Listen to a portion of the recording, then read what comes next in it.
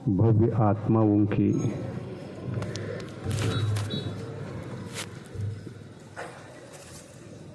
कल्याण के लिए जो तीर्थंकर भगवंतों ने आत्म तत्वों की बातें करी हैं, उनके विषय में ही आप मुंबई वासियों को दे करके प्रसाद के रूप में ले जाना है। प्रसाद ले जाओगे, एक न एक दिन भीतरी आत्मा अपनी भगवत्व शक्ति से जग सकती है, और एक बार जगी तो मार्ग को भी उपलब्ध हो सकती है, या तो मार्ग की भूमि का निर्माण करके मार्ग से आशावान बन सकती है। और इसलिए जैन धर्म के कुछ प्रमुख बातों को सुन करके आपको बहिर यात्रा नहीं, अभ्यंतर यात्रा की ओर मुड़ने का जो संदेश, जो दिशाबोध आपको प्राप्त होगा, अपने आत्महित के लिए इन वचनों का आप सदुपयोग करेंगे। इसी भावना के साथ मंगलाचरण हम करते हैं। समूह शरण में विराजमान 1008 भगवान महावीर स्वामी आप देख रहे हैं। इतना भव्य और दिव्य समूह शरण शायद पहली बार ही देख रहे होंगे। कैसा लग रहा है देख करके?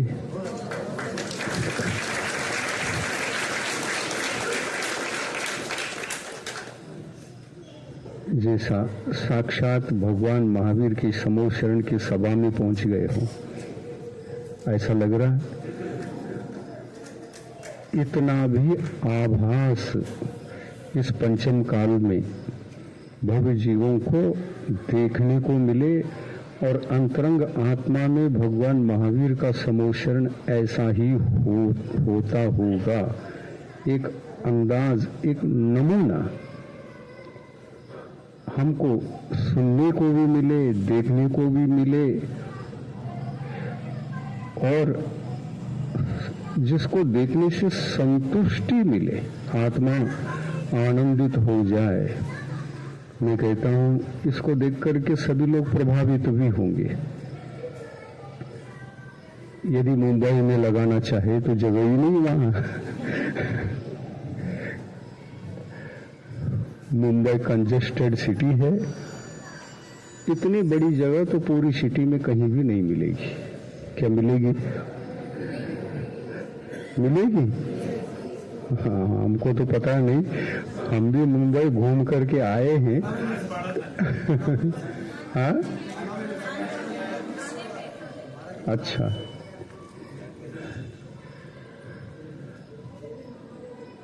तो मुंबई की भावना को रखते हुए आप लोग आए हैं।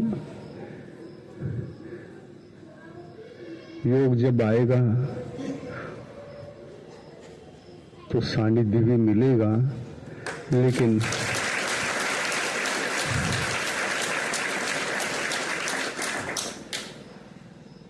पुणे में अपना एक ही चातुर्मास हुआ,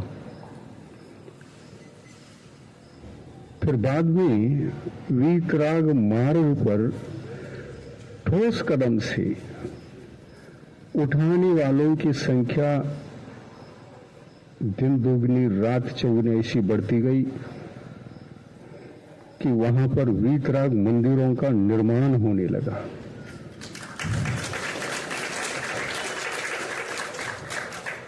मैं सोचता हूं मुंबई भी वीतरागमय बन जाए।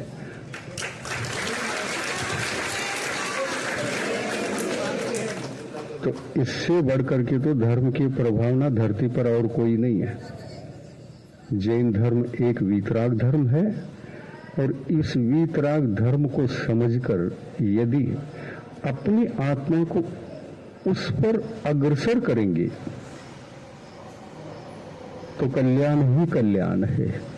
मंदिर वीतराग बनाने से या वीतराग मंदिरों की संख्या बढ़ाने से आत्मा का कल्याण नहीं होता, परंतु वीतराग तत्वों से जुड़कर कुछ अंशों में तो अपन अपनी आत्मा को उस वीतराग धर्म से प्रभावित करके रखें। धर्म से, धर्मात्माओं से जो वीतराग मार्ग पर चल रहे हैं वो धर्मात्मा हैं, उनके पास वीतराग धर्म होता है। धर्म से और धर्मात्माओं से सदा ही अपनी आत्मा को जुड़ा के रखना, ये जैन धर्म की सबसे बड़ी प्रभावना है। और मुझे जहां तक विश्वास है सिटी वाले बहुत जल्दी जुड़ जाते हैं।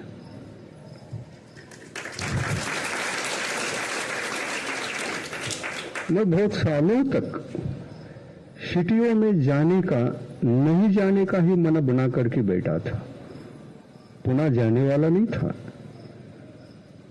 पर गुरु जी के आशीर्वाद से कोई ऐसा ही पंच कल्याणक आया, संकेत आए, वो एक पंच कल्याणक कराना है।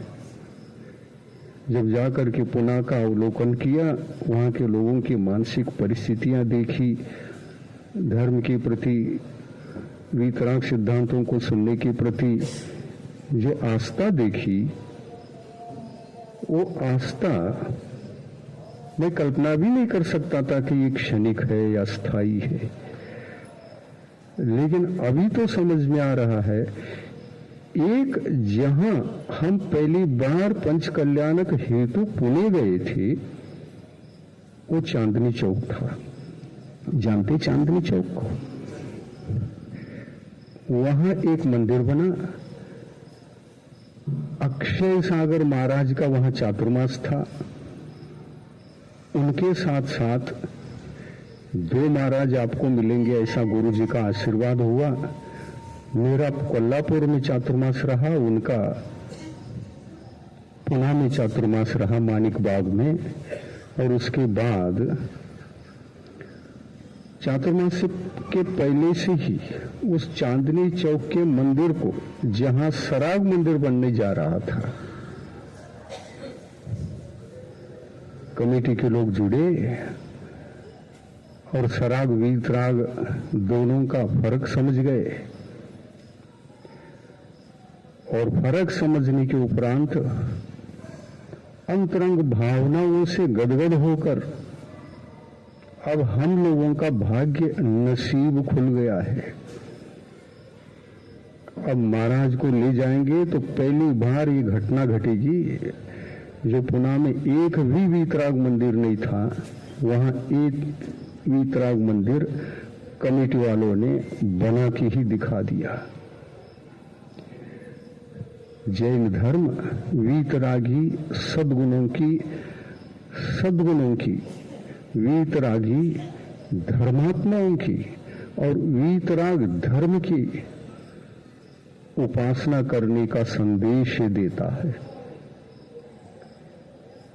और वही आपका धर्म है, आत्मा का धर्म है, आत्मा के लिए है। ऐसे धर्म के संबंध में कुछ वचनों को सुनेंगे मंगलाचरण के साथ। बोलिए, समूह शरण में विराजमान 1008 भगवान महावीर स्वामी की जय जय जय जय जय। ओम नमः सिद्धेभ्यः, ओम नमः सिद्धेभ्यः, ओम नमः सिद्धेभ्यः। नमः श्री वर्धमानाय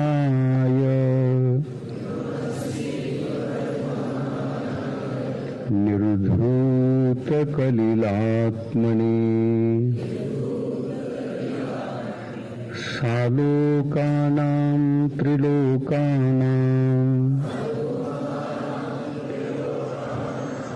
यद्विद्यादर्पणायते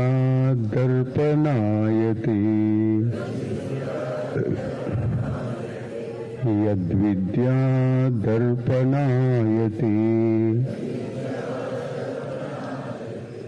नमः श्रीवीतरागाय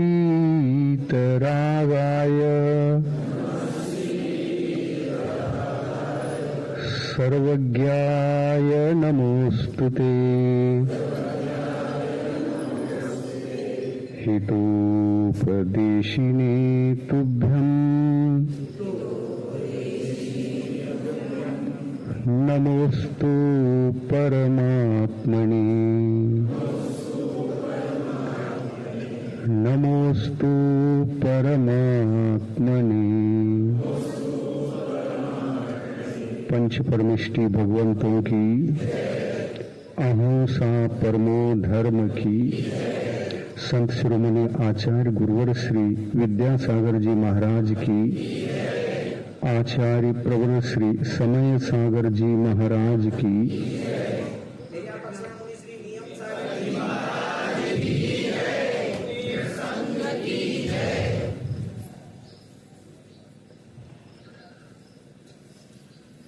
आप बड़े भाग्यशाली हैं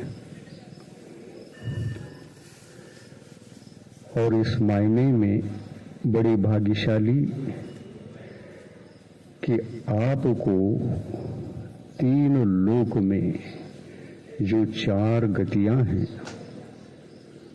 अधोलोक में नरक गति, मध्य लोक में, ऊर्ध्वलोक में और अधोलोक में भी त्रिंच गति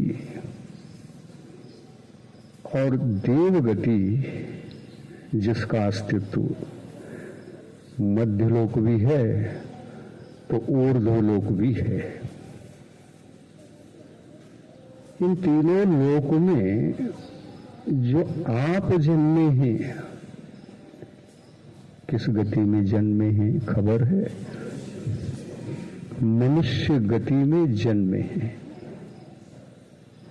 हम मनुष्य गति में भी ऐसे वैसे मनुष्य नहीं बने हैं, सर्वश्रेष्ठ मानव कुल की परंपरा में जन्मे हैं। सर्व मानव कुल तो बहुत प्रकार के हैं संसार में, परंतु मानवीय कुल में सर्वश्रेष्ठ मानवीय कुल अगर कोई है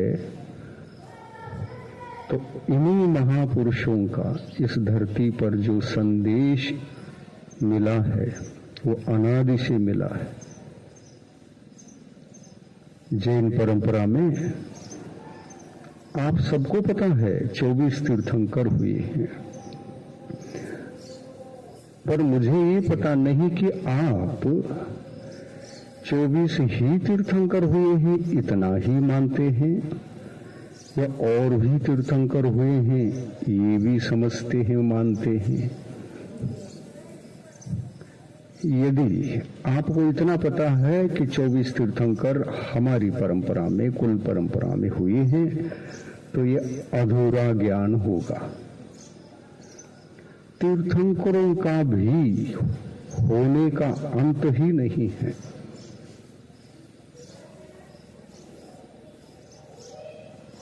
संसार कब से है ये यदि आपसे हम पूछेंगे, आप क्या कह पाओगे? अनादिकाल से। स्वाभाविक है कि हर व्यक्ति को ये मालूम है संसार अनादि से है। अगर इसी जगह हम ये प्रश्न करेंगे कि तीर्थंकर भगवान कब से होते आ रहे हैं, इसका क्या उत्तर बनाओगे देने के लिए?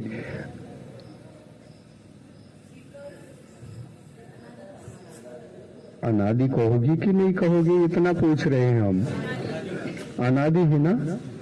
तीर्थंकर भगवान भी अनादि है, तो अपने जैन धर्म के उपदेशक प्रवर्तक तीर्थ को धारण करके तीर्थंकर पद पर आकर धर्म तीर्थ की प्रभावना करने वाले जो आदिनाथ भगवान इस युग के प्रथम तीर्थंकर रहे हैं, क्या जैन धर्म वहीं से चला,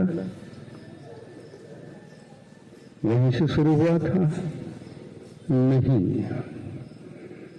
तीर्थंकर भगवान कभी भी धर्म के स्थापक नहीं होते। लोगों में ऐसी मान्यता चल रही है कि जैन धर्म की स्थापना वृषभ देव ने की, या जैन धर्म के संस्थापक महावीर भगवान हैं। ये धारणा सही है क्या? क्या कहोगे? गलत है ना? तीर्थंकर भगवान धर्म की स्थापना नहीं करते। धर्म भी अनादि है, तो उस धर्म को धारण करके मोक्ष जाने वाले भव्य जीवों की परंपरा भी अनादि है, और उनमें से भव्य जीवों के समुदाय में से तीर्थंकर भगवान जो होते हैं, वो अपना व्यक्तित्व अलग होने के कारण से अलग ही स्थान मान उनका होता है। समझ में आ रहा है क्या बोल रहा हूं? उनका व्यक्तित्व भी अलग है। अपने देश में जितने भी मंदिर बने हैं, आप सोचिए, जितने भी जैन मंदिर हैं, उनमें तीर्थंकर भगवंतों को ही मेन वेदी पर, मुख्य वेदी पर रखा जाता है, या वैसे तो सामान्य भव्य जीव तो उन तीर्थंकरों के काल में उनका ही सदुपयोग को सुनकर उनके सामने सामने मोक्ष जाने वाले, और पूरे तीर्थ काल में जब तक उनका तीर्थ काल रहा, पूरे तीर्थ काल में कितने ही भव्य जीव मोक्ष गए हैं, अरहंत अवस्था पाए, मुनि दिगंबर दीक्षा ले ली, अरहंत अवस्था प्राप्त किया, सिद्ध भगवान भी बने। आखिर वो भी तो सिद्ध पर्याय में है, अरहंत पर्याय में थे। उनके मंदिर हमारे देश में क्यों नहीं मिलते?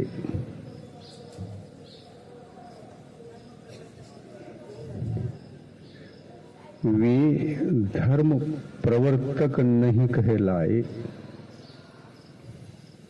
धर्म के जो प्रवर्तक होते हैं, वे धर्म की प्रवर्तना के लिए जब स्वयं अपने पुरुषार्थ के बल पर रत्नत्रय धर्म को, जिसको तीर्थ भी कह सकते हैं, तीर्थ कहाँ है, रत्नत्रय धर्म को, तीर्थ को स्वयं धारण कर धर्मोपदेश दिया, और तीर्थंकर प्रकृति नामक महान पुण्य प्रकृति को बांध करके धर्म की प्रवर्तना की, वे धर्म के नेता होते हैं। तीर्थंकर ही केवल धर्म के नेता होते हैं, ये श्रेय दूसरे को नहीं जाएगा। उसका कारण है कि तीर्थंकर प्रकृति जैसी पुण्य प्रकृति, यानी पुण्य कर्म, दूसरा कोई भी तीन लोक में नहीं है। सबसे बड़े से बड़े व्यक्तित्व वाले, पुण्य की अपेक्षा से बड़े व्यक्तित्व वाले अगर कोई हैं, कौन है? जिन्होंने षोडश कारण भावनाओं को भा करके तीर्थंकर पुण्य प्रकृति का बंध किया, वे सबसे बड़े पुण्यवान महान आत्मा कहलाती हैं। उससे बढ़कर के फिर तो कोई पुण्य ही नहीं है। पुण्य कर्म भी बहुत सारे हैं। आपको ये पता नहीं है कि पुण्य कितने प्रकार के हैं। आपको ये भी पता नहीं है पाप भी कितने प्रकार के। लेकिन है तो 148 कर्म है टोटल। उनको 2 भागों में विभाजित करके उनकी संख्या निकाली जाए तो कुछ जो पाप की संख्या है वो अलग, उसमें भी हाईएस्ट पाप कौन सा उसको भी बताया है तीर्थंकर भगवंतों ने, और इसको भी बताया है। सभी पुण्यों में जितने भी पुण्य हैं, पुण्य कर्म हैं, उनमें सबसे बड़ा पुण्य कौन सा? तो देखिए, आपने कभी सुना नहीं होगा, आप पहली बार सुन रहे हैं, सुन लो। सबसे बड़ा पाप यदि किसी को कहा है तो 148 कर्मों में 148 कर्मों में मिथ्यात्व प्रकृति को, मिथ्यात्व कर्म को सबसे बड़ा कहा है।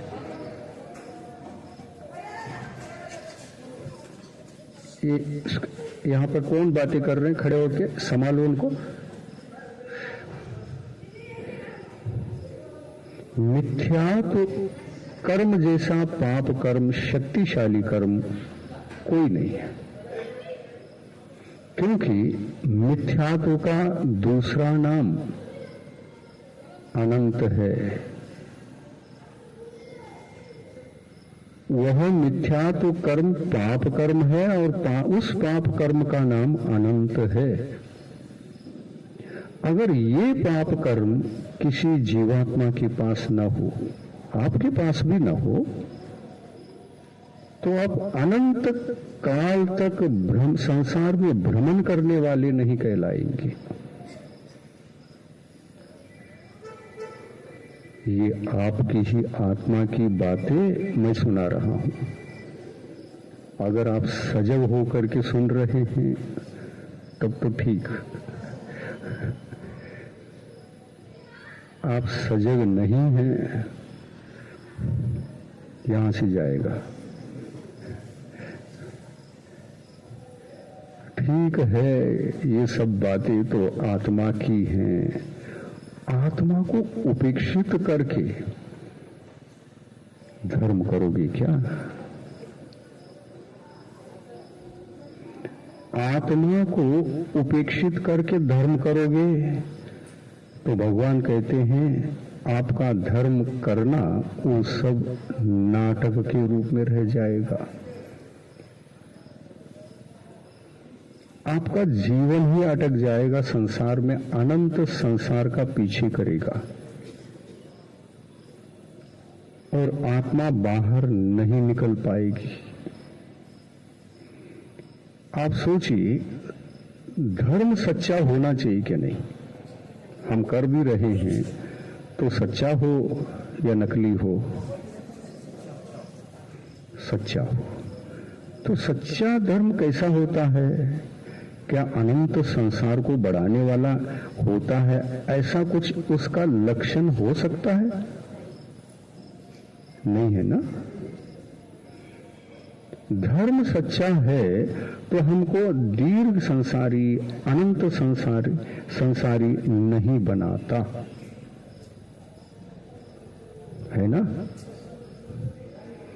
ये बातें कभी आपने सुना है कि पहली बार ही सुन रहे? तो आपने धर्म क्या किया है ये भी पता नहीं है। तो धर्मात्मा के पास तो आ गए, मुंबई के लिए निवेदन किया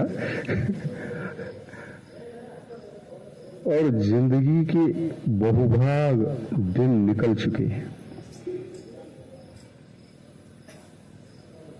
अब बचा कुछ है, अब उसमें निवेदन कर रहे हैं तो वो भी भाग्य का, पुण्य का योग हो तब तो नसीब, और योग नहीं आ पाया और मैं कहता हूं ये भाग्य किसी के हाथ में नहीं रहता।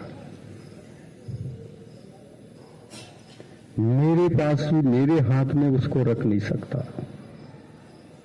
आप सोचते होंगे कि महाराज स्वयं अधिकारी हैं, जहां चाहे वहां चातुर्मास कर सकते हैं। मेरी विचार, मेरी धारणाएं हर साल फेल होती है और कहीं का कहीं हो जाता है। मैं सोचता हूं, विचार करता हूं कि ऐसा होता क्यों आखिर। मुझे जहां अच्छा लगता वहां होना चाहिए, लेकिन जैसे आप लोगों का एक नसीब होता है, नसीब का मतलब पुण्य, और पुण्य का फल नसीब कहलाता है, जो हमारे भाग्य के भविष्य के द्वारों को खोलने वाला होता है।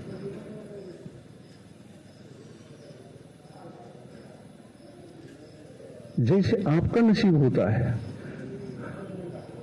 हम लोगों का भी नसीब होता है।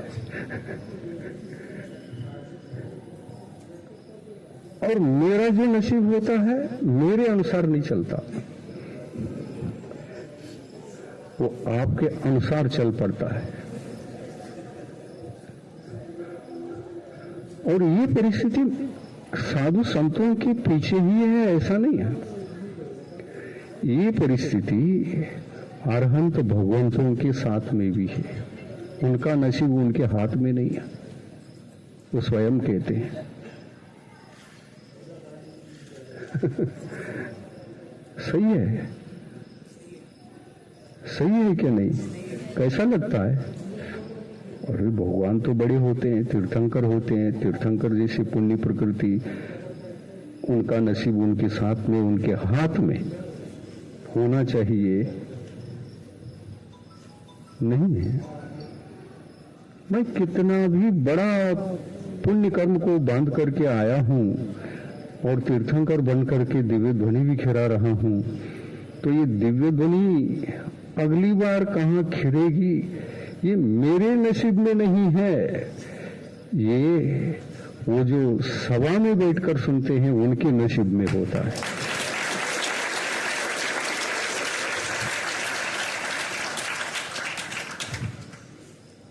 ऐसा तो इतने गूढ़तम सिद्धांतों को, रहस्यों को जैन धर्म ही प्रकट कर सकता है। और इन्हीं रहस्यों को समझ करके हमको संसार से बाहर पड़ने का प्रयास करना चाहिए। कभी न कभी बाहर आना पड़ेगा, अन्यथा इस आत्मा का कल्याण कभी नहीं हो सकता। और बाहर आने का मतलब ये नहीं कि घर छोड़ करके बाहर आ गए तो काम खत्म।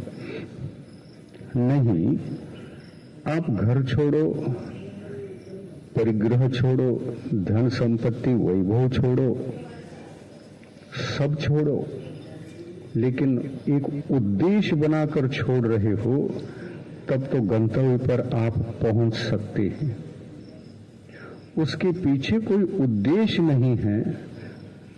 और घर छोड़ो कहने से घर छोड़ करके आ गए तो घर तो छूटता है, लेकिन गंतव्य स्थान की उपलब्धि नहीं हो पाती, हो ही नहीं सकती। तो घर का त्याग इतना महत्वपूर्ण नहीं है। घर के ग्रहण को हमने किस कारण से किया था, उसमें कौन निमित्त है, उस निमित्त से अलग हो जाने का नाम ग्रह त्याग, वास्तविक ग्रह त्याग कहलाता है। यहां कोई बातें कर रहे हैं, बैठ के संभालो।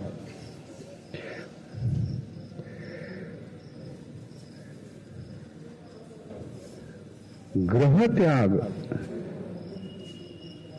एक संयोगी वस्तु का त्याग है। सुन रहे, समझ रहे, समझ में आ रहा है? ग्रह त्याग का मतलब एक संयोग था, संयोगी वस्तु का संयोग हुआ था, उसको हम छोड़ रहे हैं। लेकिन उसको छोड़ने से पहले अपने को उससे जो अटैचमेंट है, मोह है, उसके प्रति जो कषाय बुद्धि है, क्रोध, मान, माया, लोभ, 4 प्रकार की कषाय हैं। इन कषायों को जीतने का नाम जैन धर्म है।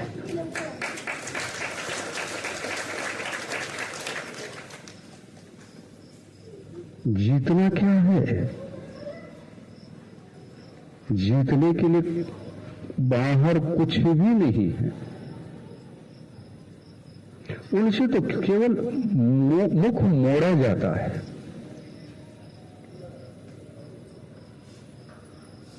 फिर जाओ, उससे लौट जाओ। तो लौटने पर, मुख मोड़ने पर वो अपने आप छूट जाता है। पश्चिम को जा रहे थे, पूर्व की ओर जाना है अब। मतलब पूर्व को त्याग करो या न करो, नहीं, पश्चिम को त्याग करो या न करो, पूर्व की ओर ही जाऊंगा, ये जो संकल्प होता है, ये असली धर्म कहलाता है। ऐसा धर्म हम लोगों ने अनादिकाल से कभी किया ही नहीं। भगवंतों का सानिध्य कई बार मिला, तीर्थंकरों के समूह शरण में भी हम कई बार गए, लेकिन जाने की दृष्टि से गए। चलो, बहुत लोग जा रहे हैं, कुछ अद्भुत सा कहते हैं कि समूह शरण एक बहुत बड़ा चमत्कारिक और वैभवपूर्ण कोई धर्म सभा है, कोई बहुत बड़ी संरचना है। भगवान महावीर का समूह शरण लगभग 98 किलोमीटर के वर्ग पर आकाश में वज्र पाषाण पर, आकाश में 500 धनुष ऊपर आकाश में लगा हुआ था। अब उतना भी दिखाने के लिए अपन ने प्रयास किया, इतना बड़ा पंडाल भी छोटा पड़ रहा है। 98 किलोमीटर किसको कहते हैं? राउंड शेप, पूरब से पश्चिम, दक्षिण से उत्तर, राउंड शेप में 98 किलोमीटर लगभग पड़ता है। इतना बड़ा समूह शरण, और जिसकी चारों ओर 20,000 सोने की सीढ़ियां थी। सुन रहे हैं? 20,000 सोने की सीढ़ियां। कब चढ़ करके जाते होंगे? 20,000 सोने की सीढ़ियां, 20,000 पाषाण की सीढ़ियां अपने समय शिखर में भी नहीं होंगे और गिरनार में भी नहीं होंगे। 20,000 सीढ़ियों को चढ़ करके मनुष्य ऊपर पहुंचता था। और चमत्कार तो ये थी कि मनुष्य कुछ भी, कोई कठिनाई के बिना, सीढ़ी चढ़ते समय 20,000 चढ़ना है ना, किसी को हार्ट अटैक हो गया, किसी को ब्लड प्रेशर अप डाउन हो गया, ऐसी परिस्थिति एक को भी नहीं आई। जितने तीर्थंकर हुए हैं सबके समूह शरण लगे, लेकिन किसी भी तीर्थंकरों के काल में समूह शरण की ओर जाने वाला और भगवान की वंदना के भाव से जाने वाला व्यक्ति का मरण नहीं हुआ।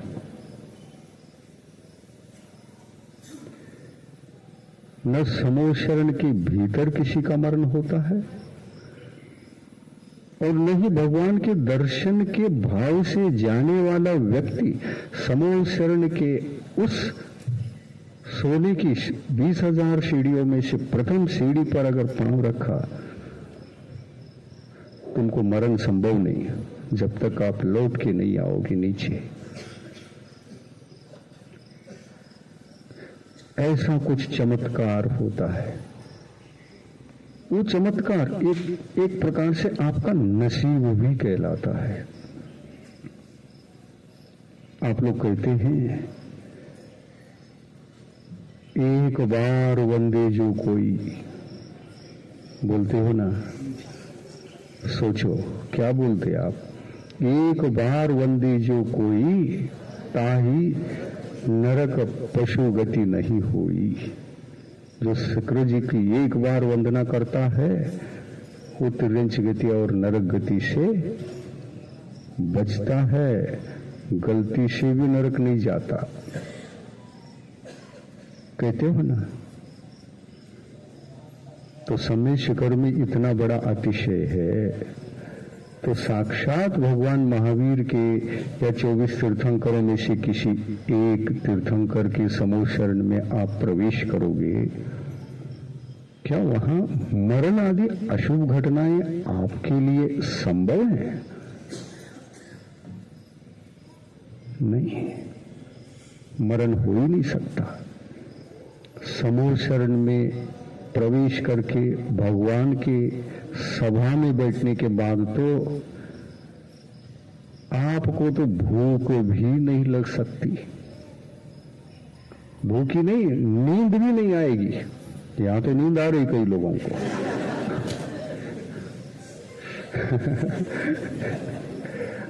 वहां नींद भी नहीं आएगी, और नींद ही नहीं, घर भी याद नहीं आता।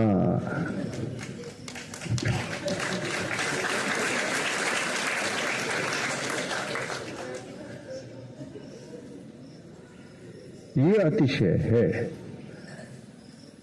इसलिए समूह शरण, समूह शरण, समूह शरण, जैन परंपरा में समूह शरण का मतलब एक अद्भुत चीज, 3 लोक में ऐसी चीज है ही नहीं, जिसको साक्षात देखने के लिए तो हम लोगों को कई बार मिला होगा, लेकिन हम घर छोड़ कर तो चले गए, लेकिन घर का मोह साथ ले गए, और इसलिए आत्मा का कल्याण नहीं हुआ।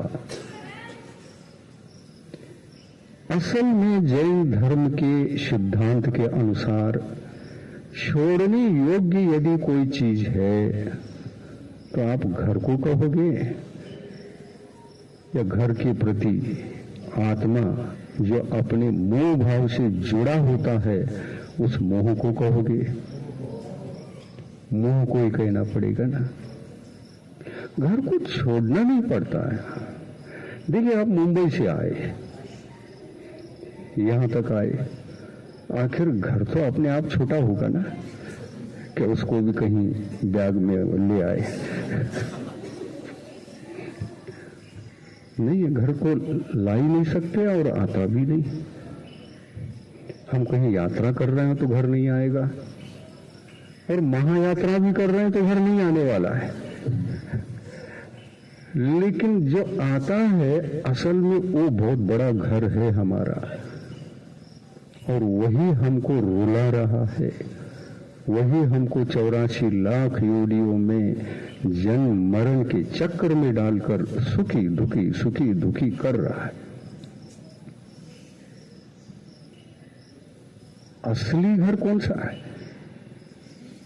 जो छोड़ा जाता है और छोड़ना ही चाहिए, वो कौन सा?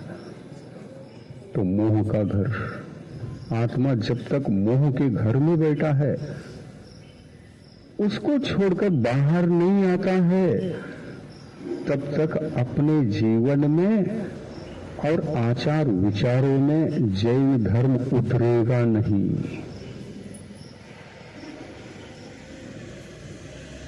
अब आप लोग आए हैं, कैसे आए हैं पता नहीं, असली घर छोड़ करके आ गए या केवल नकली घर छोड़ करके आ गए, उसको छोड़ा ही नहीं जाता, वो छोड़ने का विषय ही नहीं। आप यलोर आ गए, तो आपने घर वालों को और घर को बाय बाय टाटा करके आए होंगे।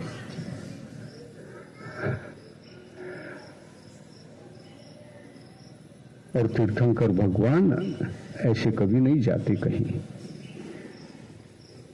वो भीतरी घर को ही कह देते हैं बाय बाय टाटा।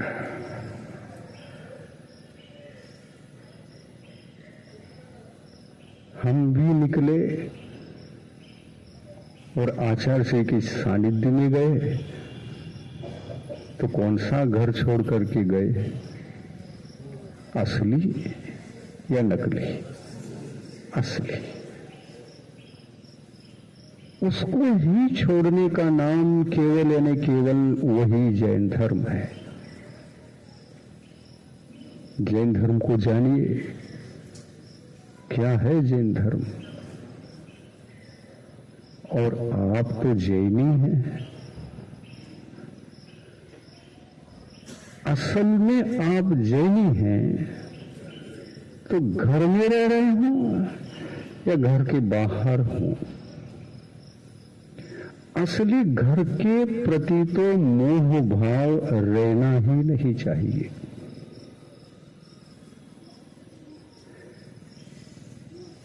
मोह ही आत्मा का बहुत बड़ा घर बन चुका है, उससे ही वह बाहर निकल नहीं पा रहा है।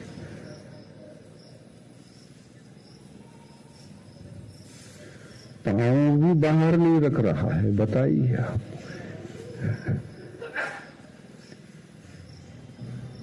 दोनों पांव अंदर है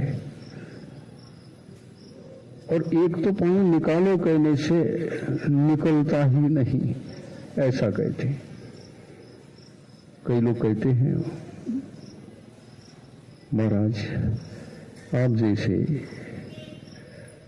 निर्मोही हम नहीं बन पा रहे। निर्मोही बनकर हम धन संपत्ति वैभव विषय परिवार परिग्रह इत्यादि को हम त्याग नहीं कर पा रहे हैं। आप नहीं कर पा रहे हैं, इसका क्या कारण है पूछने पर आप कहते हैं मोह ने पकड़ रखा है, मोह ने जकड़ रखा है, पकड़ रखा है। लेकिन असल में सोचिए, मोह ने आपको पकड़ा है या आपने मोह को पकड़ा है? अपन ने ही मोह को पकड़ा है ना। मोह करने वाले हम हैं या मोह ही हम पर मोहित होकर हमको पकड़ता है? हाँ, ये असली तथ्य, भीतर का विषय, आत्मा का विषय यही समझ में आना चाहिए। आते समय कुछ नहीं लाए थे,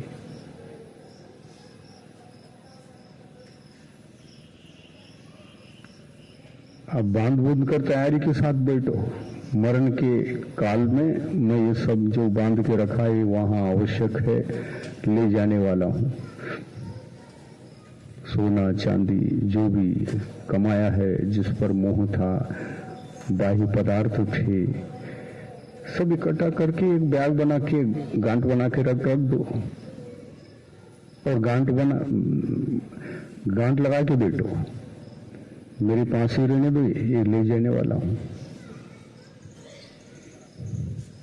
हजार लाख करोड़ प्रयास भी करोगे, एक भी भाव में जो भी आपकी बाह्य संपत्ति होती है उसमें से एक परमाणु भी नहीं ले जा सकते।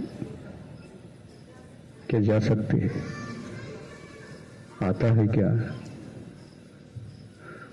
और हम मुंबई में क्यों रहते हैं? इसी को इकट्ठा करने के लिए। मुझे मालूम है कि मुंबई में क्या इतने लोग क्यों बढ़ रहे हैं।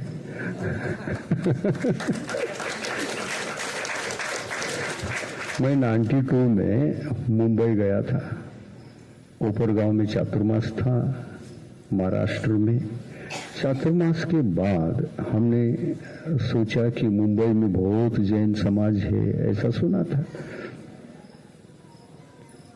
आखिर मुंबई लेकिन बहुत बड़ा है, सदा ही भीड़ रहती है, सब रोड पैक रहते हैं, एक ही जगह लोग इतने सारे बसते हैं। पुणे फिर भी ठीक है, बड़े बड़े रोड हैं, लेकिन मुंबई तो मुंबई है। मुंबई नाम की कोई महिला हो गई थी, वो वहां आकर के बसी थी और उनके नाम से मुंबई हो गया। उसके नाम से हुआ एक महिला के कारण से। मुंबई जहां पर आकर के बसी, वो छोटा सा फिर धीरे धीरे धीरे धीरे घर बढ़ गए। तो सबसे पहले कौन व्यक्ति आया, इस घर किसने बनाए इस स्थान पर, तो मुंबई नाम की आई। आई का मतलब माता जी, वो आई थी, वो आई थी वहां, वो आई आकर के बस गई थी, आई थी, और उसके बाद कई लोग आ गए, घर बढ़ते चले गए, घर बढ़ते बढ़ते बढ़ते बढ़ते आज भारत की सबसे बड़ी सिटी सेकंड नंबर की है कि पहले नंबर की? पहले नंबर की सिटी बन गई। और ऐसे स्थान पर बस गए लोग जहां पर समुद्र का किनारा है। गर्म होता है तो इतना गर्म होता है कि आपका शर्ट गर्मी के दिनों में तो गीला ही रहता है, कभी सूखता नहीं। इतना पसीना पसीना होता है, तब भी लोग इस पसीने को सहन करते हुए भी मुंबई आई के गांव में जाकर बसे हैं, वहां से निकलना ही नहीं चाहते।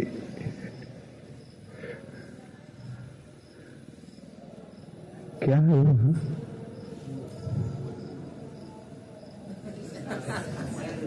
इसके लिए गए हैं बस, और कोई लक्ष्य नहीं।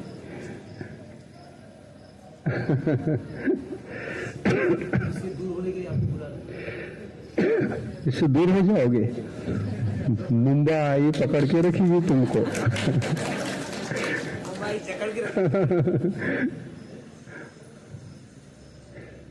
मेरे गांव में आने वाले अतिथि न जाएं,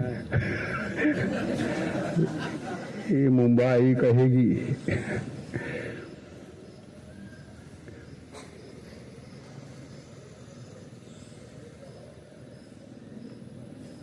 जीवन इसके लिए नहीं मिलता। जीवन मिलता है स्वयं को समझने के लिए।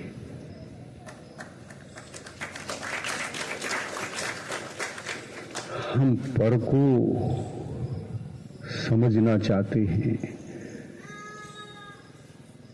पर को समझना चाहते हैं, पर को एकत्रित करना चाहते हैं, पर के पीछे लग जाते हैं।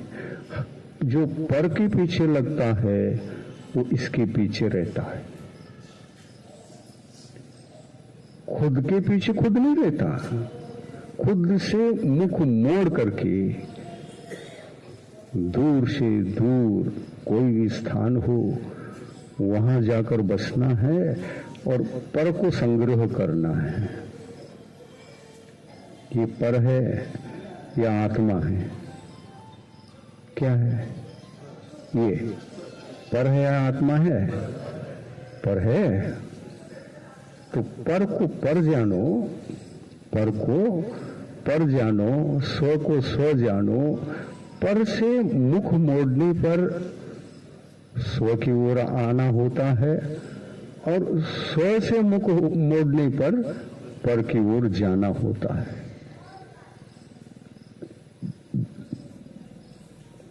अब कहाँ जाना आप ही सोच लो। आए हैं तो आए हैं, भगवान महावीर का समूह शरण में जाओ, काफी होगा। लौटना ही है, एक भी व्यक्ति नहीं बचेगा। महाराज को प्रवचन देने के लिए बताए हैं तो टाइम भी दिया है, 1 आध घंटा दे दो।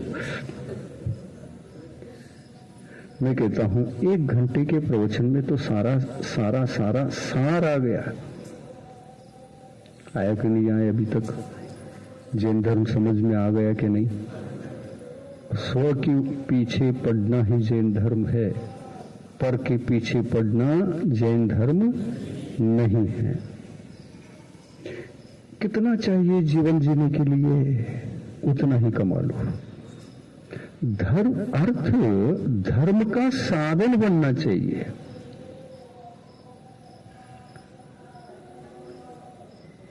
अर्थ धर्म का साधन बने, धर्म ही अर्थ का साधन न बने। धर्म के माध्यम से कमाई न करे। कमाई करने के लिए धर्म का सहारा जरूरी भी नहीं। धार्मिक क्रिया, धार्मिक अनुष्ठान जो भी हम करते हैं, उसके माध्यम से अर्थ की कमाई न करे। जैन धर्म तो ऐसा है। धर्म अर्थ कमाई का साधन नहीं, परंतु धर्म को ही हृष्टपुष्ट बनाने का साधन अर्थ है। अर्थ को धर्म के लिए लगाते हैं तो अर्थ का सदुपयोग हो जाता है, किंतु अर्थ की प्राप्ति के लिए धर्म को, धार्मिक क्रियाओं को अपनाते हैं तो धर्म के क्षेत्र में वो सबसे बड़ा अनर्थ कहलाता है और पाप की कोटि में भी आता है। क्या जरूरी है कि धार्मिक अनुष्ठानों को हम अर्थ कमाई का साधन बनाएं? क्या जरूरी है? उसके बिना भी जिया जा सकता है। अर्थ कमाने के लिए तो बहुत सारे क्षेत्र हैं, है कि नहीं? कितने सारे हजारों लाखों करोड़ों उद्योग हैं। वो उद्योग करना अच्छा है, पर उस उद्योग में भी जो कुछ कमाई होती है, उस कमाई को कहां लगाना चाहिए? धर्म में लगाना चाहिए। उसमें एक भी पैसा धर्म के लिए लगाया, वो एक पैसा लाखों पैसे के रूप में लौटता है। ऐसा तो जैन धर्म है। ऐसा तो जैन धर्म की नीति नियमावलियां हैं,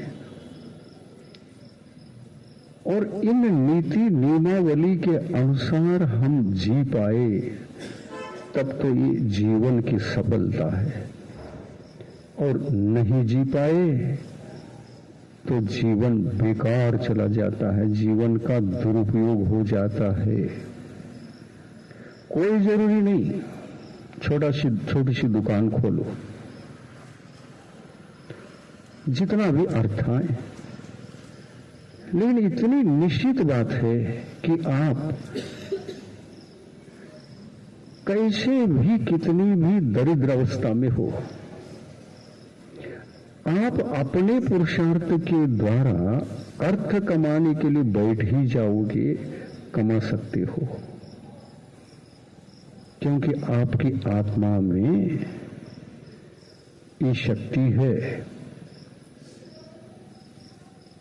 कि आप दरिद्रता के साथ मरोगे नहीं, जियोगे। तिर्यंच गति में हजारों तिर्यंच, नाना प्रकार के तिर्यंच हैं। उसको खाने पीने को नहीं मिला, जीवन जीने के लिए आधार नहीं मिला और मर गया, ऐसा एक भी तिर्यंच मिलता है? मनुष्य तो उनका भी शोषण करता है, तिर्यंच प्राणियों का, उनके प्राणों का घात करता है। उनके शरीर को अपना भोजन भी बना चुका है। कितना बड़ा पाप सोचिए, तिर्यंच प्राणियों का शरीर हमारा भोजन बने।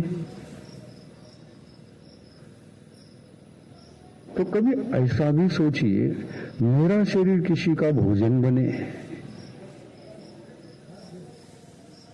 अच्छा लगना चाहिए आपको, मेरा शरीर किसी के भोजन के रूप में काम आ जाए, इससे बड़ा नसीब क्या है? ऐसा सोच सकते? आप सभी लोग इतनी बड़ी सिटी में रहकर कोई एक भी ऐसा व्यक्ति नहीं होगा जो आजकल धड़ल्ले से बिकने वाले बाजार में बेकरी सामग्री, फास्ट फूड बिक रहे हैं कि नहीं बिक रहे? और मुंबई सिटी में तो कंपनियां भी होंगी। इन वस्तुओं को आप खा रहे कि नहीं खा रहे?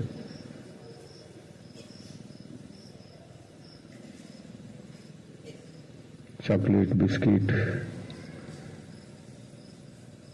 पिज्जा, नूडल्स, कितने प्रकार की क्या क्या वैरायटी हैं आजकल। इसमें से एक भी वैरायटी पहले नहीं थी, कुछ 40-50 साल पहले। न मालूम ये वैरायटियों में ऐसे पदार्थ हैं, ये हर एक पदार्थ में मांस का कंटेंट होता ही है। प्राणी जनित या तो चर्बी, मांस, कुछ ना कुछ उसमें डला रहेगा। हड्डी का पाउडर, चर्बी, ब्लड सब रहता है। तो सोचिए, ये क्या प्राणियों का शोषण नहीं? प्राणी कभी मनुष्य का शोषण नहीं करते, वो दयालु हैं। हाँ, ये बात अलग है कि जो मांसाहारी होते हैं भूख लगने पर एक आध व्यक्ति को मारते हैं, लाखों को व्यर्थ रूप से नहीं मारते, लाखों की हिंसा नहीं करते। लेकिन मनुष्य एक प्राणी को नहीं मार रहा है। आज देश में लाखों की संख्या में कत्ल खाने हैं और उसमें निरपराधी पशु, मूक पशु, अपने भावों से सरल पशु, इनका विघात लाखों कत्ल खानों में लाखों करोड़ों की हत्या हो रही है। हो रही कि नहीं हो रही है? सबको पता है कि नहीं पता? एक और ये सबको पता है, लेकिन एक और हमको ये पता नहीं है कि जो हम ये चीजें, बेकरी सामान, फास्ट फूड इत्यादि खा रहे हैं, इसमें भी कोई हिंसा है क्या? है भी या नहीं पता ही नहीं। खाते समय तो लगता ही नहीं कि हम बहुत बड़ा पाप कर रहे हैं, और ये जो खा रहे हैं ये मांसाहार है। आप समझ रहे हैं बात को? समय तो बहुत हो गया। विषय को पूरा कर देना। हाँ, पूरा तो करना है, लेकिन उधर भी तो दिमाग में मुंबई घूम रहा। मुंबई बुला रही, आ रहे कि नहीं? कब तक तो प्रवचन सुनोगे? मुंबई बुला रही है। मुंबई को ग्राम हाँ? बोलो देवाले साहब, एक दिन के लिए टाइम देते हो? जब मुंबई नहीं रहते, मुंबई के पुलिस थाने में रहते हैं। वो तो पुलिस थाने में ही बैठे, आप अपराधी हैं। संसार एक ऐसा पुलिस थाना है मोह के कारण से आत्मा को मोह कर करके, अपराधी बन बन करके इस चतुर गति के ठाने में हमने डाल दिया है।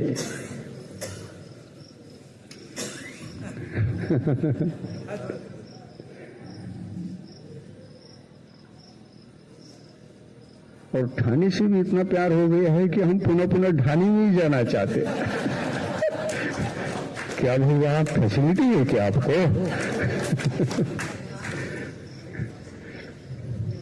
और फैसिलिटी मिलती है क्या?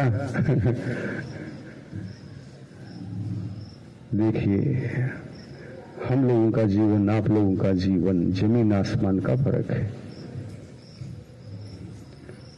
हमारा घर ही नहीं है, आकाश ही अपना घर। इस आकाश की छत के नीचे रह रहे हैं। आकाश ने हमको चलने फिरने, सोचने, विहार करने, बैठने, उठने आकाश ने स्थान दे दिया। तो ऐसे छोटे मोटे घरों की क्या जरूरत है?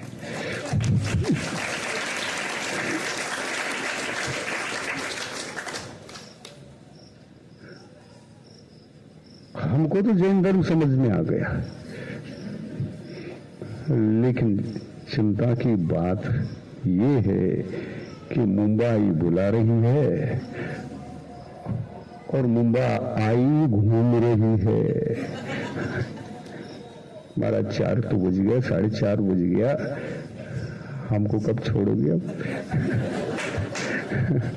आप बराबर पकड़ लेंगे। हम सबको पकड़ते हैं। हम ऐसे मछुआरे हैं।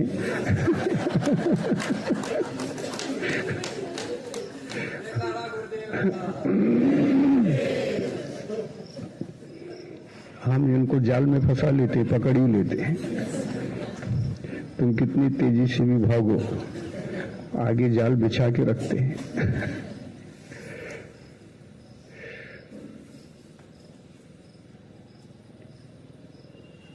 मोह के चक्र से बाहर आने के लिए जिंदगी को विवेकमय बनाना चाहिए। खाने के कुछ भी भाव हो गए, खाने के भाव हो गए, और कुछ भी सोचे समझे बिना कुछ भी खरीद लिया, खा लिया। बच्चे रो रहे हैं, उनको भी दे दिया, खुद भी खा लिया। ये तो नारकी जीवन का जीवन है। कितना बड़ा पाप लगता है ये मांसाहार है। और ये बहुत समय नहीं हुआ, 50-60 साल में ही जो पाश्चिमात्य लोगों ने हम लोगों को इसको खाने की आदत लगाई, अपनी संस्कृति और सभ्यता को नष्ट कर दिया। ऐसा व्यापार, ऐसा पाप में अन्न खाना, ये आपकी संस्कृति की देन नहीं थी, ये परकीय संस्कृति थी, परकीय संस्कृति।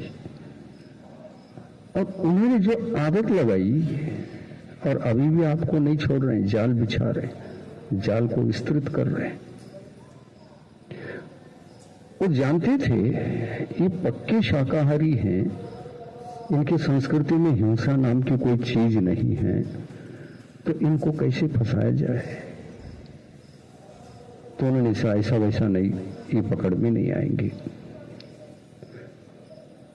उनके मोहल्ले में, उनके गांव में, कहीं भी हम इन पशुओं को लटकाएंगे तो ये तो भाग जाते हैं। लटका करके ये तो खरीदेंगे नहीं, वहां से तो वहां तो आएंगे भी नहीं, फटकेंगे भी नहीं। ये उन्होंने क्या कर दिया, इनको आंखों के सामने से सामने तो वो लटकने वाला पशु तो न दिखे, और दिखने में बिस्किट दिखे, और पॉकेट इतना बढ़िया रहे कि उस पर हरा चिन्ह भी हो।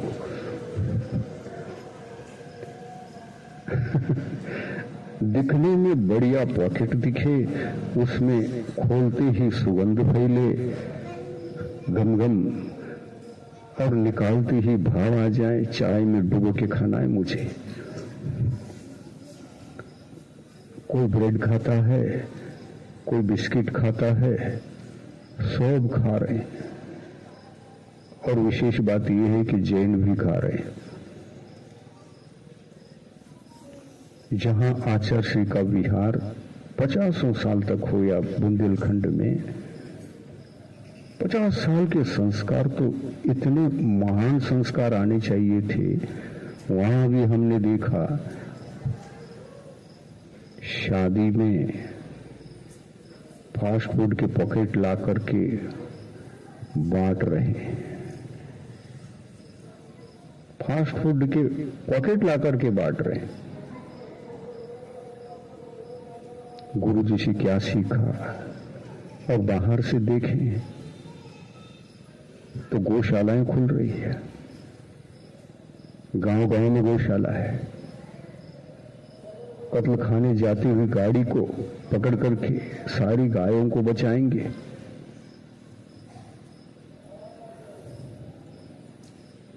और गाड़ी को पकड़ने के लिए जब जा रहे होते हैं तो भोजन नहीं किया है तो फास्ट फूड का पैकेट साथ में लेकर के खाते जाते हैं।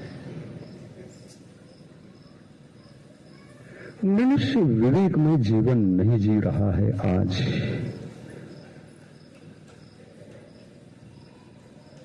ये सत्य है। अपने देश के जैन समाज में इसकी क्रांति आनी चाहिए। एक बहिष्कार जैसा होना चाहिए सामाजिक स्तर पर।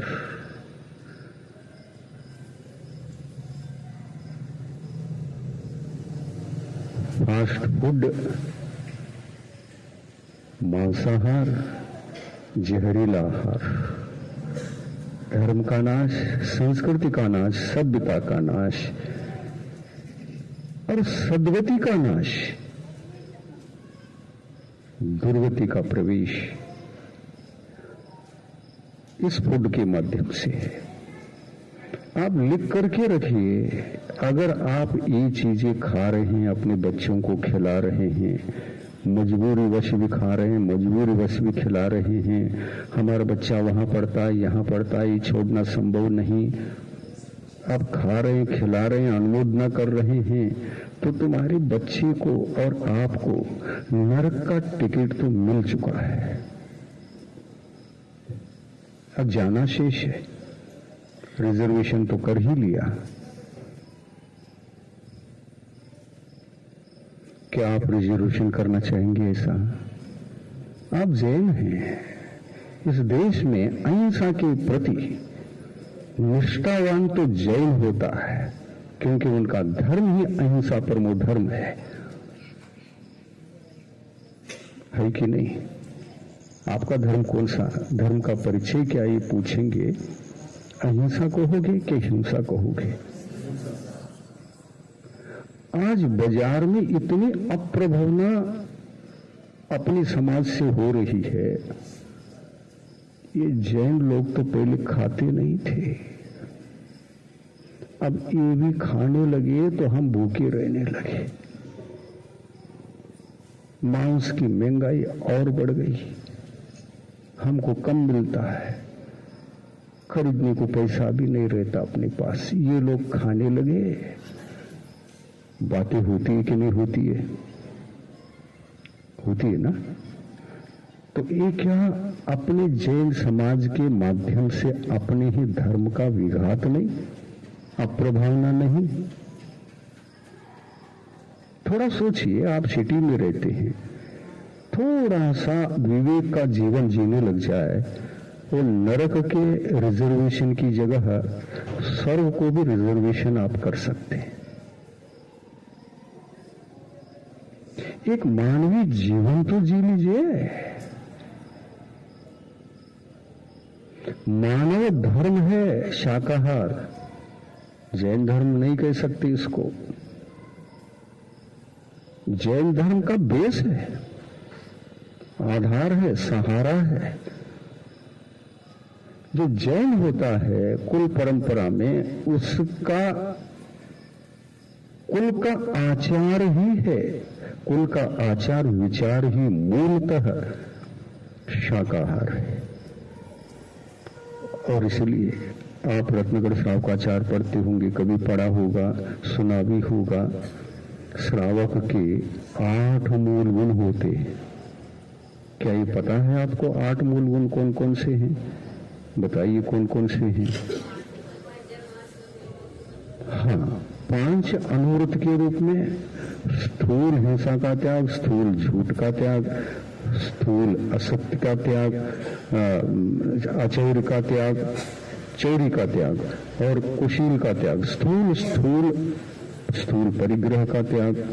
इस स्थूल रूप से जिसको त्याग किया जाता है, उस त्याग के साथ साथ 3 मकार को भी जोड़ दिया है भगवान ने, जिसमें मद्य, मांस और मधु तीनों आते हैं।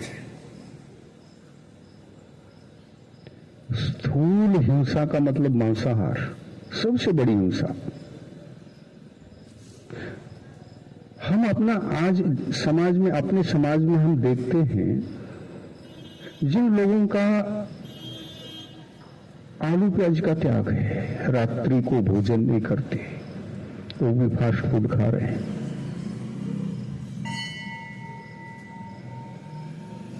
रात्रि भोजन क्या मांसाहार से बड़ा पाप है? करो टैली। क्या आलू प्याज मांसाहार से बड़ा पाप है? यहां स्थूल हिंसा, स्थूल पाप को त्यागने का मतलब यह है कि पहले आप मांसाहार को त्यागो। मतलब ये सब फास्ट फूड, बेकरी सामान सब त्यागो, न खाओ, न खिलाओ, न किसी के अनुमोदना करो, पूर्णतः त्यागो। अगर आप जैन हैं तो कम से कम जैन धर्म दिखने को भले ही न मिले आपके जीवन में, लेकिन मानवीय धर्म तो दिखना ही चाहिए। अगर वो भी नहीं है तो आप दानव है, मानवता की कोटि में आती ही नहीं। और तो और हम तो ऐसे हैं, उपदेश भी देते हैं, लेकिन उपदेश के साथ साथ हमने एक बहुत बड़ा कंडीशन भी बना लिया, अपने आप पर उसको थोप दिया है। क्या कंडीशन बना लिया है? मुझे सूतक वाला व्यक्ति चौके में दिखे, मैं निकल जाऊंगा। सूतक कहाँ का? सोचिए, आपके घर में किसी की मृत्यु हो गई है, आप श्मशान तक जाकर के आए। जैन समाज में ऐसा कोई घर नहीं होगा कि सूतक का पालन न करता हो। मृत व्यक्ति को संस्कार करके आते हैं, कितने दिन का सूतक लगता है? 13 दिन का सूतक लगता है। 13 दिन से पहले तो आप कोई धार्मिक अनुष्ठान नहीं कर सकते, न दान दे सकते, न पूजन कर सकते, न अभिषेक कर सकते, न मंदिर प्रवेश हो सकता है। अब बाहर खड़े होकर भले दर्शन करते हो, लेकिन भीतर की क्रिया कुछ कर नहीं सकते। मंदिर में जाना निषिद्ध है, अभिषेक करना भी पाप है सूतक के काल में। तो फास्ट फूड खा करके आप मुझे आहार दे सकोगे?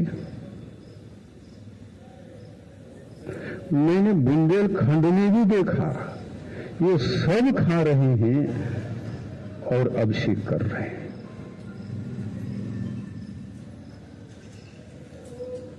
मैंने अपने प्रवचनों के माध्यम से इन्हीं विषयों को जब सामने रखा तो क्रांति आना शुरू हो गया। समझ गए ये कितना बड़ा पाप है। ये फास्ट फूड खाना तो निरंतर आपको प्रति क्षण सूतक लगा हुआ है, जिंदगी भर का सूतक है। जब तक खाओगे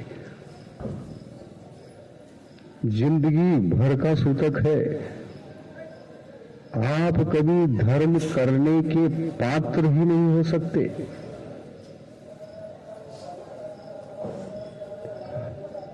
कभी ये बातें किसी से सुनी थी कि ऐसा भी होता है, अपने माध्यम से इतना बड़ा पाप और अपराध भी होता है और सूतक निरंतर रहता है।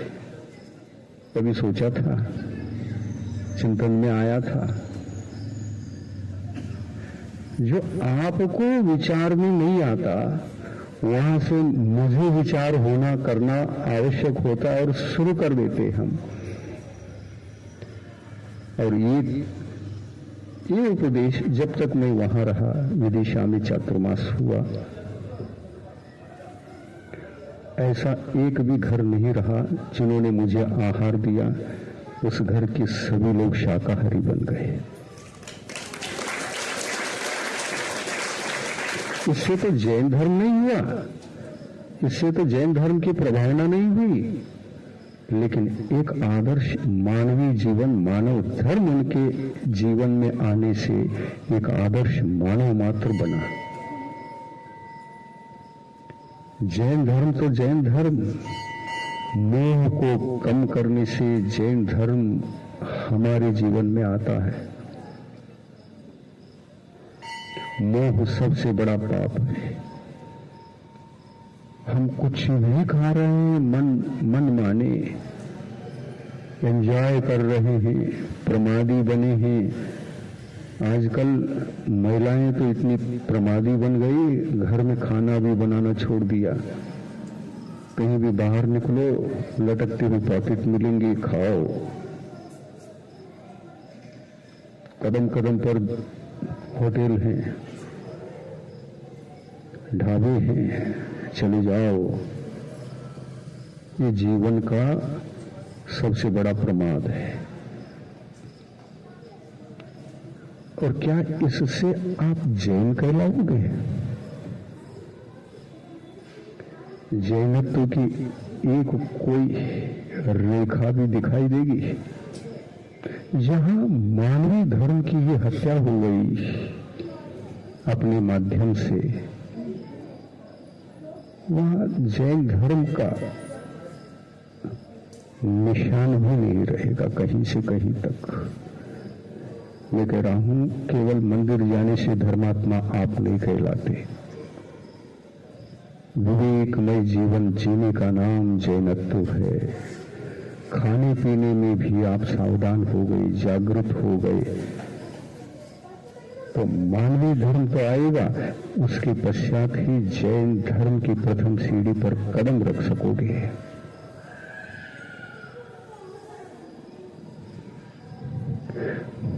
मुंबा आई को समझ में आ रहा है?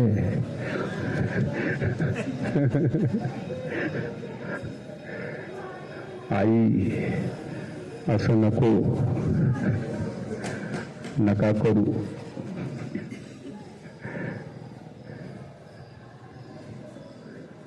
आप लोग जागृत हो गए, पूरा परिवार आपके साथ स्वर्ग जाएगा।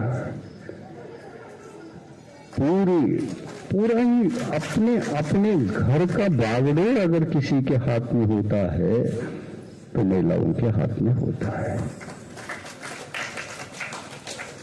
आप इतना संकल्प करिए, अपने परिवार को न खाने देंगे न खाएंगे, और जो हम बनाएंगे हम खाएंगे और उनको खिला के ही रहेंगे। इतना ही संकल्प करिए।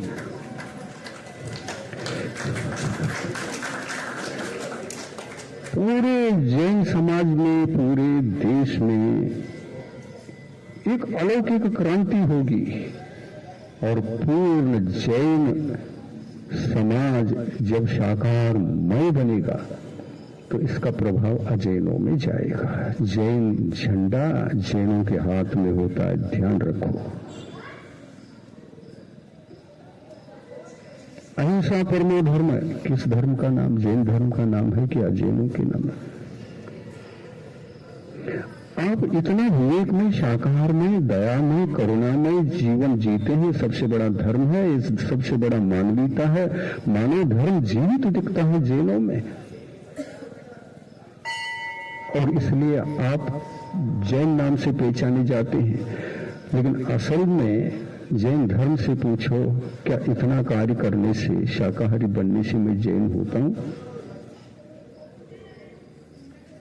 तो कहते हैं नहीं, तुम इतना कार्य करोगे तो जैन नहीं, एक आदर्श मानव जरूर कहलाते। मानवीय धर्म तुम्हारे पास आ गया है, लेकिन जैनत्व की पहचान तो सच्चे देव, शास्त्र, गुरु और सच्चा तत्व, सिद्धांत, सच्चे आचार, सच्चे विचार, ये सब अपनाने से जैनत्व की यात्रा प्रारंभ होती है। और ऐसा जीवन जीने का प्रयास करना है। ऐसा कुछ करना हो तो मुंबा आई को वहीं छोड़कर तुम यहां आए हैं, मुझे निमंत्रण दे रहे हैं, तो ऐसे कुछ क्रांति करना हो मुंबई सिटी में रहकर, और सबसे पहले जैन समाज क्रांति करेगा तो इसका प्रभाव बहुत जाएगा।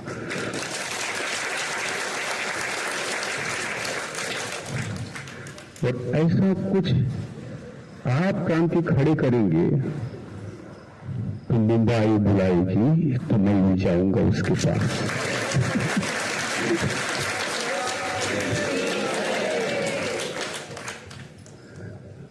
अब थोड़ा सा जागृत हो जाइए, मेरे संकेत को समझ गए होंगे कि हम क्रांति खड़े करेंगे शाकाहार के रूप में।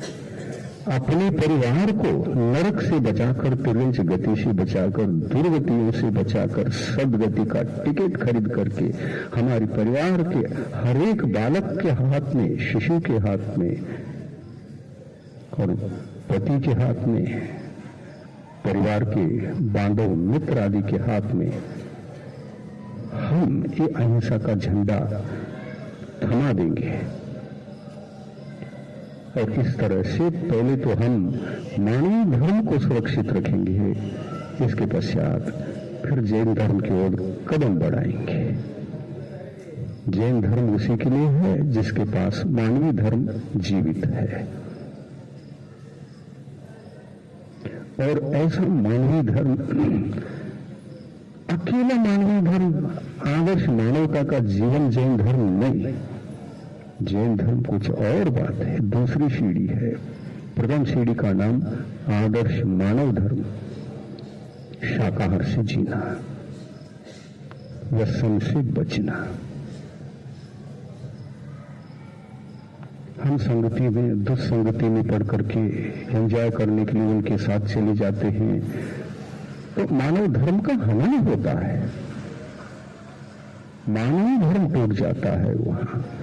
ये एंजॉय के जितने भी तरीके आए हैं आधुनिक युग में, ये सब मानवीय धर्म के आघातक हैं। आप सोचिए, समझिए, इस तथ्य को चिंतन करिए और विवेकपूर्ण जीवन जीने के लिए प्रयास करोगे तो एंजॉय करने के लिए किसी के साथ मत जाना, आपके साथ ले जाना। आप धर्म का, मानवीय धर्म का एंजॉय करिए,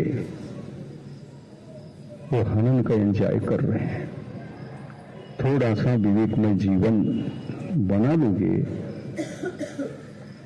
तो मुंबा आई की भी ख्याति बढ़ेगी कि यहां पर जैन आए और मेरी इज्जत बचाई। पूरे मुंबई को ही शाकाहार बना दिया उन लोगों ने। मुंबई खुश रहेगी आपके ऊपर। कब हुई थी पता नहीं, वो आई का गांव था छोटा सा। अब तो आई जब लौट करके देखेगी, अरे मेरा घर कहाँ है, दिखता ही नहीं यहां, भीड़ ही भीड़। मेरा गांव इतना बड़ा बन गया, 50, 60, 100 किलोमीटर तक फैला हुआ आज यह नगर है, और इस नगर में आप लोग रहते हैं। मैं कहता हूं ये छोटा मोटा नगर नहीं है, बड़ी सिटी में जो क्रांति होती है वो छोटे छोटे गांव में ऑटोमेटिक चालू हो जाती है। अब शाकाहार की क्रांति करिए मुंबई में रहकर।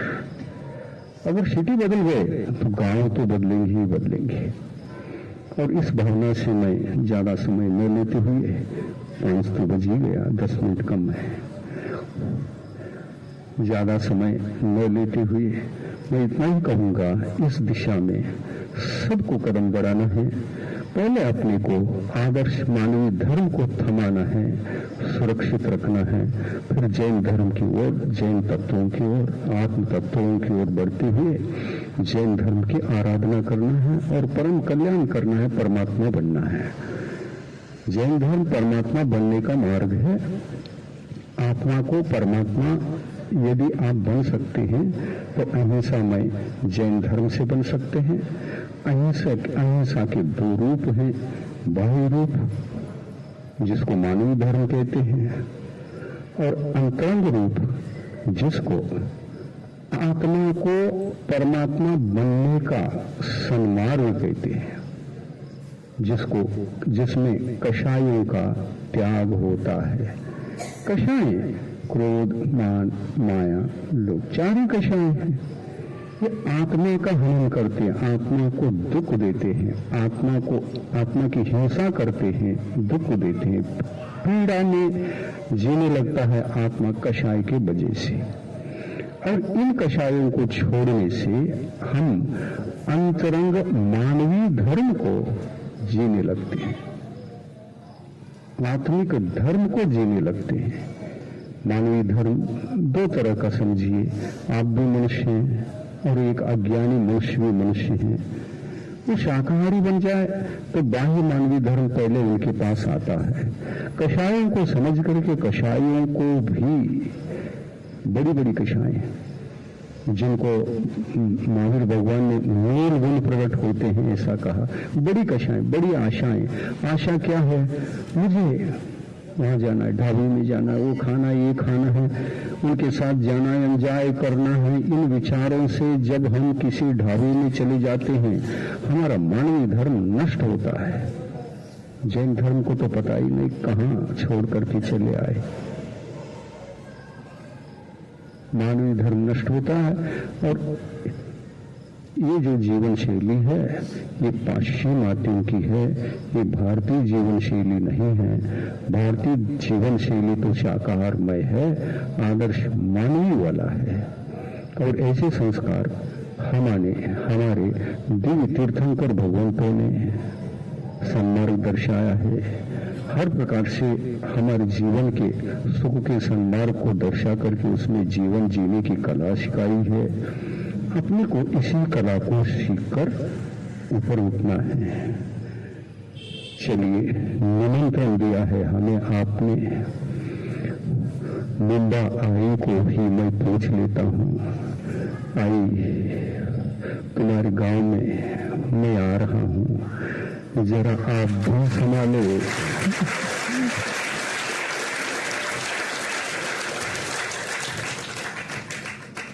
आई यानी माँ, बूढ़ी माँ। हिंदी में क्या बोलते हैं? दादी। ऐसी दादी थी। वो दादी कहीं भी हो, दादी लौट के आना और तुम्हारे गांव के लोगों को शाकाहार में देखने के लिए आना। आई तुम्हारे गांव में रहने वाले ने, यहाँ सभी लोगों ने ऐसा संकल्प लिया है, समय शरण में बैठकर हम शाकाहार का भोजन करेंगे, मांसाहार छूएंगे नहीं। स्पर्श करने से भी सूतक लगता है। इन पॉकेटों को स्पर्श करोगे सूतक लग जाएगा, आप मंदिर नहीं जा सकते। जैसे शव को छूने से सूतक लगता है, इन पॉकेटों को छूने मात्र से भी सूतक लगता है। स्पर्श है ये भोजन जिसको सुबह से ही शुरू होता है। उठते ही दंत मंजन कर रहे हैं तो कॉलगेट से कर रहे हैं, हड्डी के पाउडर से कर रहे हैं, शुरू हो गया हमारा। क्या ये अच्छा है? जैन समाज में अच्छा लगता है? नहीं। Ayurvedic toothpaste, it is very best. Ayurvedic toothpaste it is very best, उसी का उपयोग करो। और ऐसी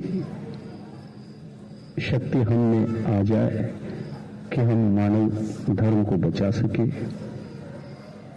अब भी आ जाए तो हम संकल्प लेके उठेंगे।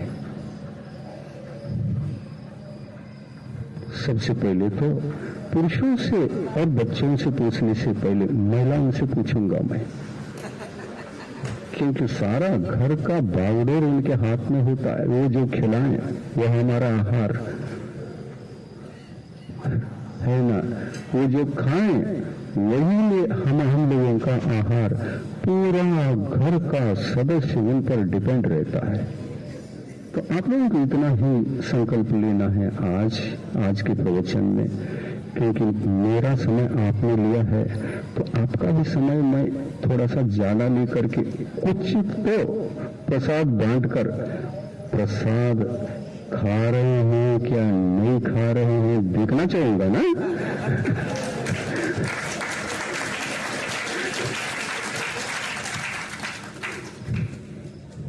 तो आप दयामय, करुणामय, जैन धर्म में पैदा हुआ व्यक्ति तो महान होता है, दयाशील होता है, करुणाशील होता है, उसका परिचय दे। क्या करके? संकेत दे करके, हाथ से।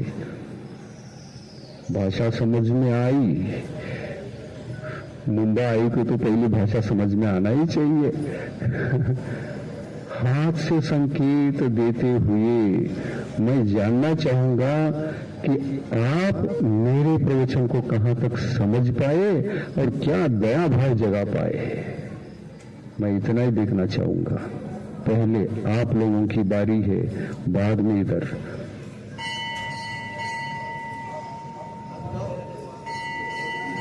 शाकाहार की क्रांति करना है। मुंबई में मैं आऊंगा तो घर घर में हर व्यक्ति शाकाहारी मिलना चाहिए, अन्यथा उस घर में स्पर्श भी नहीं करूंगा, क्योंकि मुझे सूतक लग जाएगा। जिस घर में सदा सूतक वाले रहते हैं वहां जाऊंगा तो मुझे भी सूतक लगेगा, वहां आहार नहीं हो सकेंगे। जो जीवन पर्यंत के लिए इन वस्तुओं को त्यागता है वही आहार देने का पात्र होता है।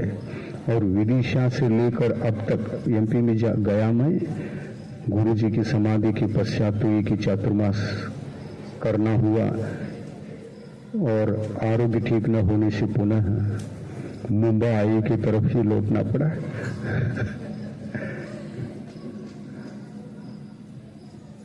तो तब से लेकर यहां तक लगभग विदिशा तो 80% घरों में शाकाहार पूरी तरह से परिवर्तन आया। शाकाहार का संकल्प लेकर के घर घर में आहार हुआ। अब मुंबई में भी मुझे जाना पड़ेगा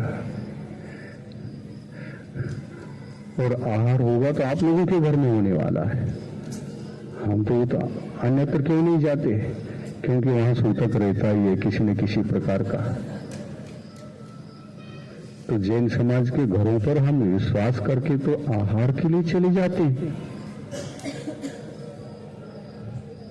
और ये सूतक आपके घर में नहीं रहना चाहिए। और नहीं रहना चाहिए तो अभी से समझ लो और हाथ से संकेत देना कि इसको जीवन पर्यंत के लिए हम त्यागते हैं और त्याग करवाते हैं परिवार को, और सबसे आहार दिलाते हैं और हम भी देते हैं। आहार कराना है कि नहीं कराना है? भाषा समझ में नहीं आई, मैं क्या पूछ रहा हूं फिर? हाथ का संकेत तो किसी का मिल ही नहीं रहा है। भैया मुंबई आई तो हम नहीं आ सकते, ये तो उत्साह ही नहीं इनमें। न दया है, न करुणा है, न उत्साह है, न भाषा समझ में आ रही है, न विचार समझ में आ रहे हैं। अब मुझे क्या समझ पाएंगे?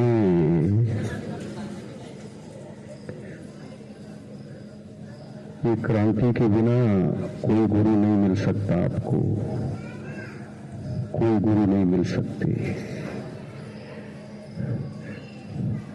जैन धर्म दयामय धर्म है, समझो इसको। ऐसा जीवन जीना बहुत बेकार है, पाप का जीवन है, नरक का मार्ग है। रिजर्वेशन करके रखा होगा तो हम नहीं कहेंगे कि आप नरक मत जाओ। रिजर्वेशन ही हो गया है तो फिर डेट फिक्स हो गया ना।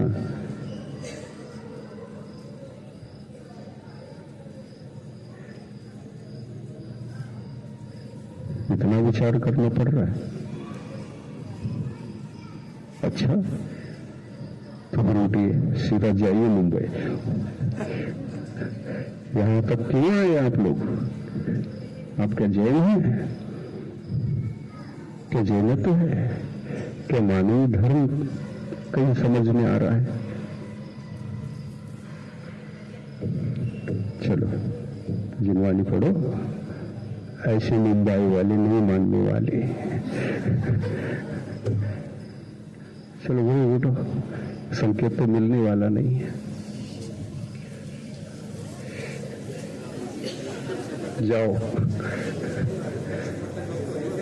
ये केवल जैन धर्म ताली बजाने का धर्म नहीं है।